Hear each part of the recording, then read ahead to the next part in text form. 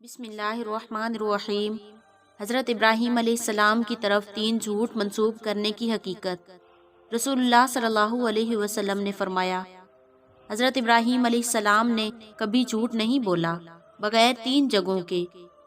پھر ان تینوں کی تفصیل اسی حدیث میں بیان فرمائی جو بخاری شریف میں ہے۔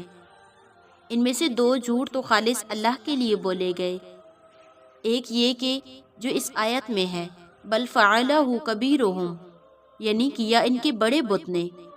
دوسرا عید کے روز برادری سے یہ عذر کرنا کہ انی سقیم، یعنی میں بیمار ہوں۔ اور تیسرا اپنی زوجہ کی حفاظت کے لیے بولا گیا۔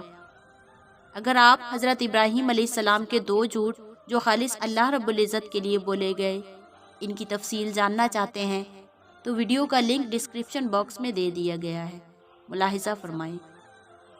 یہاں ذکر کیا جاتا ہے حضرت ابراہیم علیہ السلام نے اپنی اہلیہ محترمہ حضرت سارہ کو اپنی بہن کہہ کر مخاطب فرمایا۔ اس کی کیا وجہ تھی کہ اولوالعزم پیغمبر نے اہلیہ کو بہن بولا؟ کیا یہ جائز ہے؟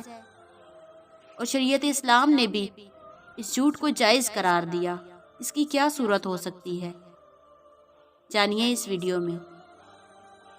حضرت ابراہیم علیہ السلام اپنی اہلیہ محترمہ حضرت سارہ کے ساتھ سفر میں تھے۔ ایک ایسی بستی پر گزر ہوا جہاں کا رئیس ظالم بدکار تھا۔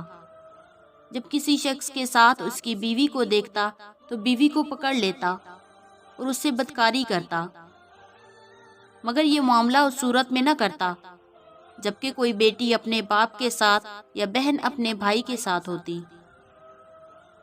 حضرت ابراہیم علیہ السلام کے اس بستی میں اپنی اہلیہ کے ساتھ پہنچنے کی مخبری اس ظالم بدکار کے سامنے کر دی گئی تو اس نے حضرت سارہ کو گرفتار کر کے بلوا لیا۔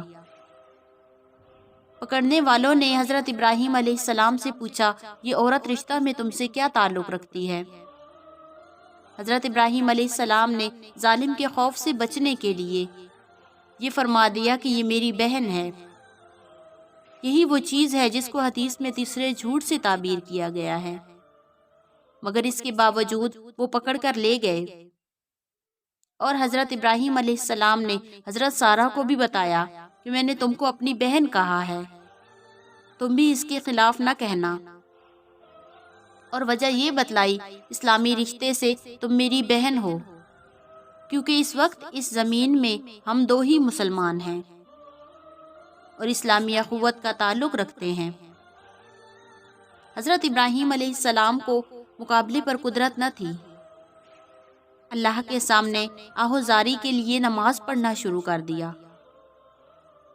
حضرت سارہ علیہ السلام اس کے پاس پہنچی، یہ ظالم بری نیت سے ان کی طرف بڑھا تو قدرت نے ان کو اپاہج و معذور کر دیا۔ اس پر اس نے حضرت سارہ سے درخواست کی کہ تم دعا کر دو کہ میری یہ معذوری دور ہو جائے، میں تمہیں کچھ نہ کہوں گا۔ ان کی دعا سے اللہ رب العزت نے پھر اس کو صحیح سالم کر دیا، مگر اس ظالم نے عہد شکنی کی اور پھر بری نیت سے ان پر ہاتھ ڈالنا چاہا۔ پھر اللہ نے اس کے ساتھ وہی معاملہ کیا۔ اسی طرح 3 مرتبہ یہ واقعہ پیش آیا تو اس نے حضرت سارہ کو واپس کر دیا۔ بہرحال اس حدیث میں حضرت ابراہیم علیہ السلام کی طرف 3 جھوٹ کی نسبت صراحتاً کی گئی جو شان نبوت و عصمت کے خلاف ہے، مگر اس کا جواب خود اسی حدیث کے اندر موجود ہے۔ وہ یہ ہے کہ دراصل ان میں ایک بھی حقیقی معنی کا جھوٹ نہ تھا۔ یہ توریہ تھا جو ظلم سے بچنے کے لیے جائز و حلال ہے، وہ جھوٹ کے حکم میں نہیں ہوتا۔ اس کی دلیل خود حدیث میں مذکور ہے۔ حضرت ابراہیم علیہ السلام نے حضرت سارہ سے کہا، میں تمہیں اپنی بہن بتلاتا ہوں، تم سے پوچھا جائے تو تم بھی مجھے اپنا بھائی بتلانا۔ اور بہن کہنے کی وجہ بھی ان کو یہ بتائی، ہم دونوں اسلامی برادری کے اعتبار سے بہن بھائی ہیں۔ اسی کا نام توریہ ہے کہ الفاظ ایسے بولے جائیں جن کے 2 مفہوم ہو سکیں، سننے والا اسے ایک مفہوم سمجھے اور بولنے والے کی نیت دوسرے مفہوم کی ہو۔ اور ظلم سے بچنے کے لیے یہ تدبیر توریہ کی بالاتفاق فقہا کرام جائز ہے۔ واللہ اعلم۔